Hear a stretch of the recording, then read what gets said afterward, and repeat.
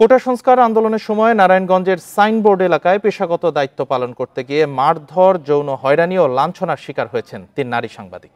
এ ঘটনায় স্থানীয় বিএনপি নেতাকর্মীরা জড়িত বলে অভিযোগ ভুক্তভোগীদের। এরই মধ্যে হামলায় জড়িত 8 জনকে আটক করেছে পুলিশ। মামলা হলে বাকি অপরাধীদের বিরুদ্ধেও ব্যবস্থা নেওয়া হবে। এ নিয়ে নারায়ণগঞ্জ থেকে আরো জানাবেন আমাদের সহকর্মী রাকিবুল হাসান। আমরা নারী সাংবাদিকের সাথে কথা বলেছি।